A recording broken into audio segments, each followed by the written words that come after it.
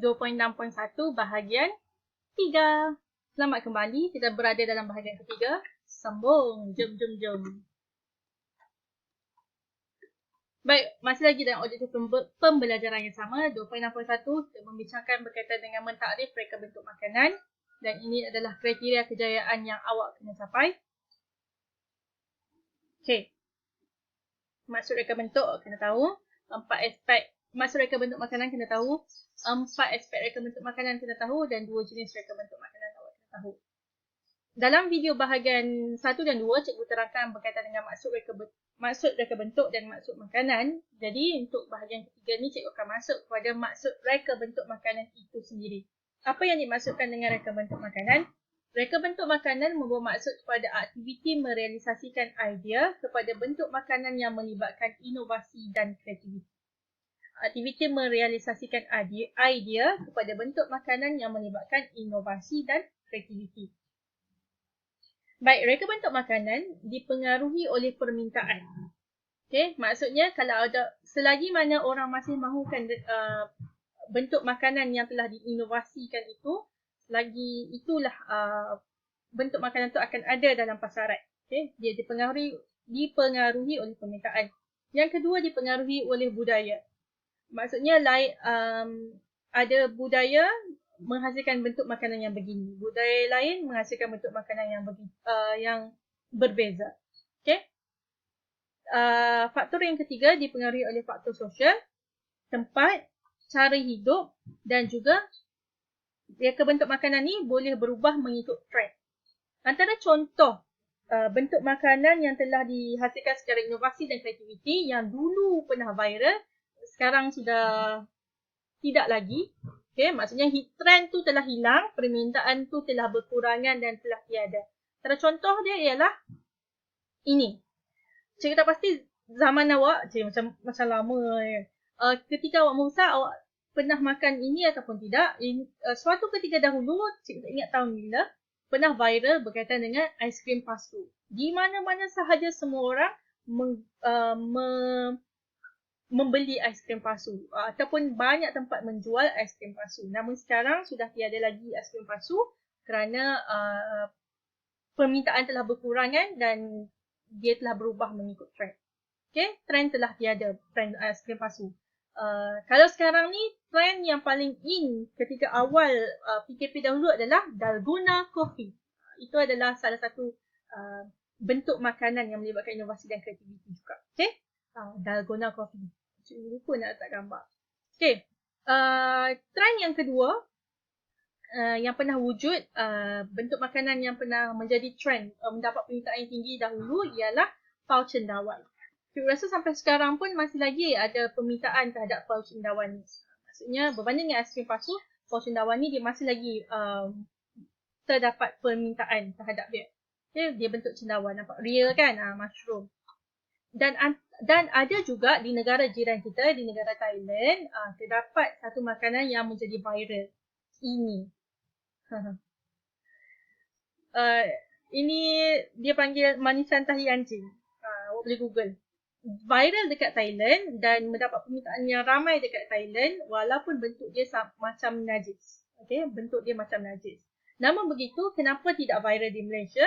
Kerana faktor itulah faktor budaya, faktor sosial dan cara hidup kita. Maksudnya budaya kita kita tahu untuk membezakan makanan itu adalah makanan dan najis itu adalah najis. Dan tidak baik untuk kita menyamakan bentuk makanan dengan bentuk najis. Jadi sebab itulah trend ini yang popular di Thailand tidak popular di Malaysia. Tidak mendapat permintaan di Malaysia kerana faktor budaya dan cara hidup kita. Okey? Itu adalah definisi berkaitan dengan reka bentuk makanan. Cikgu nak awak hafal yang ini. Yang ini ada dalam buku teks ya. Nanti awak buka buku teks muka surat 146 dan awak boleh hafal. Baik. Seterusnya kita akan masuk kepada aspek dalam reka bentuk makanan. Sebelum tu, bila disebut berkaitan dengan inovasi dan kreativiti, itu membawa maksud bahawasanya ini adalah kepentingan kenapa awak kena belajar berkaitan dengan bab reka bentuk makanan ni. Okay? Sebab orang sampai bila-bila pun akan makan. Dan bila makanan ni diolah, diinovasikan, digubah dalam bentuk yang lebih menarik dan menghasilkan trend-trend terkini dan menjadi virus, secara tidak langsung dia merancakkan industri makanan negara dan merancakkan aktiviti ekonomi negara juga. Jadi pentingnya awak untuk belajar bab ni sebab bab ni boleh terus untuk diaplikasikan bila awak dah besar nanti, ataupun awak boleh terus aplikasikan sekarang pengetahuan berkaitan dengan bab reka bentuk makanan ni. Jadi kita akan masuk terus kepada aspek reka bentuk makanan. Aspek reka bentuk makanan ada 4. Awak kena ingat keempat-empat aspek reka bentuk makanan ni ya. Aspek yang pertama ialah proses, kaedah dan ruang tempat produk diproses, diedarkan dan digunakan.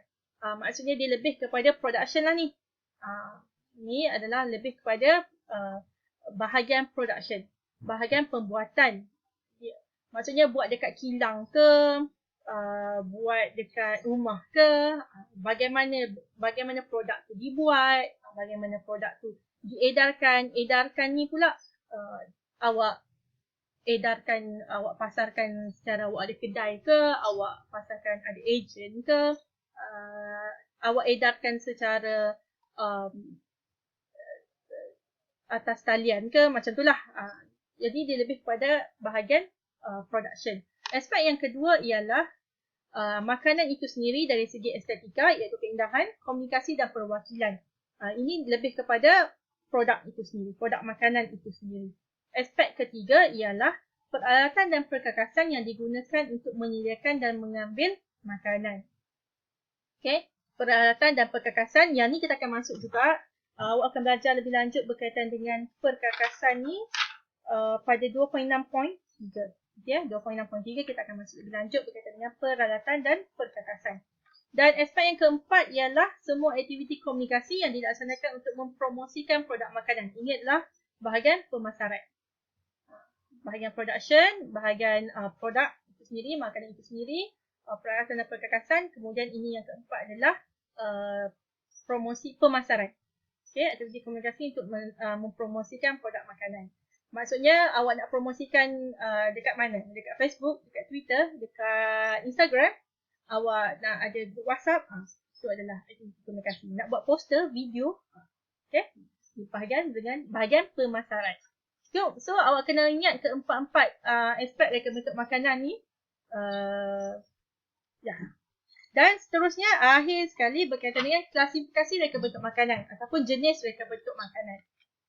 Okey, reka bentuk makanan ada 2 jenis. Yang pertama maksudnya keseluruhan bab ni awak akan bincang, kita akan kupas dan dan projek awak nanti pun akan buat berdasarkan dua jenis ni. Awak akan pilih salah satu nak buat apa.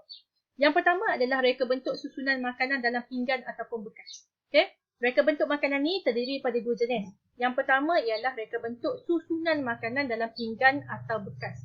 Okey, makanan tu awak susun macam mana?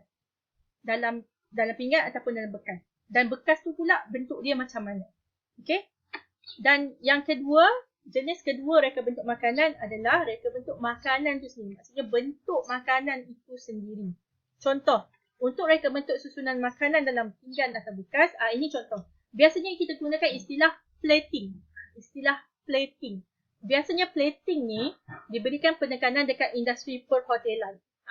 Hotel, restoran-restoran dekat hotel tu dia sangat tekankan berkaitan dengan plating, dan restoran-restoran mewah, restoran-restoran kelas tinggi pun menekankan tentang plating. Namun begitu, sebenarnya setiap even sampai ke gerai makanan tepi jalan pun masih lagi menekankan pada plating, tapi degree plating tu berbeza. Bunyi kereta api laluan sebentar.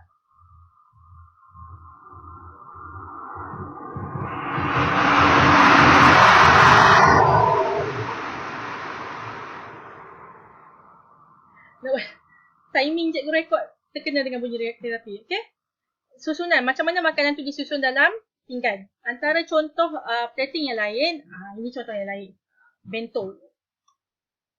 makanan tu dihias dengan cantik-cantik. Biasanya untuk menarik minat kanak-kanak. Maksudnya plating tu pun ada tujuan juga. Kenapa awak buat plating yang macam ni? Kenapa awak susun makanan begini dan kenapa susun makanan begini? Kalau susun macam ni dia lebih nampak eksklusif, nampak mewah, nampak mahal. Tapi kalau yang macam ni lebih kepada untuk menarik minat kanak-kanak untuk makan. Dia rasa tahu lawa lah nak makan. Itu susunan dalam pinggan. Manakala kalau ikut bekas pula, ini adalah berkaitan dengan bekas untuk meletak makanan itu sendiri. Dia ada beza-beza bekas. Ini adalah contoh bekas yang ada. Ataupun ini packaging, inovasi terhadap packaging yang ada. Dan reka bentuk makanan itu sendiri pula, ini contoh. Ini adalah sushi biasa yang kita jumpa. Tapi sushi juga melalui proses inovasi dan kreativiti di mana bentuk sushi tu diubah menjadi bentuk donat. Ini pernah viral juga dulu. Sushi donat. Okay. Sama juga macam gambar yang cikgu tunjukkan sebelum ni, gambar tak nenas. Okay. Tak nenas biasanya ada dalam bentuk bulung. Okay. Ada dalam bentuk itulah landak, petak, bunga. Itu adalah jenis reka bentuk makanan daripada jenis yang kedua, iaitu reka bentuk makanan itu sendiri. Okey? Jadi itu sahaja berkaitan dengan 2.6.1 di mana kita membincangkan berkaitan dengan maksud reka bentuk, maksud makanan, maksud reka bentuk makanan. Kemudian kita masuk kepada aspek reka bentuk makanan ada 4 dan klasifikasi reka bentuk makanan ada 2. Jadi awak kena boleh nyatakan maksud reka bentuk makanan, awak kena senaraikan keempat-empat aspek reka bentuk makanan tu dan awak kena senaraikan 2 jenis reka bentuk makanan ataupun dua klasifikasi reka bentuk makanan, maka tercapailah ketiga-tiga objektif pembelajaran, ketiga-tiga kriteria kejayaan dan awak capai objektif pembelajaran pada hari ini. Kita akan sambung nanti dalam video yang seterusnya berkaitan dengan 2.6.2. Boleh je kalau awak nak study siap-siap muka surat 148 hingga 149. Kita akan discuss nanti. Okey? Jadi ini kot video, cikgu rasa ni video terakhir sebelum raya. Jadi cikgu nak ucapkan selamat hari raya kepada semua. Cikgu nak minta maaf zahir dan batin kepada semua sekiranya sepanjang cikgu mengajar awak selama ni, sekiranya cikgu ada buat salah, tersalah tutur kata, tersalah perbuatan dan sebagainya. Cikgu minta maaf banyak-banyak dari hujung rambut sampai hujung kaki. Maaf zahir dan batin. Selamat menyambut hari raya. Hari raya kali ini adalah sedikit berbeza, banyaklah perbezaan dia berbanding hari raya yang sebelumnya. Kerana kita menyambut secara sederhana, tak boleh nak ziarah-ziarahi sangat sebab kita nak putuskan rantaian COVID-19. Jadi sambutlah dengan sederhana.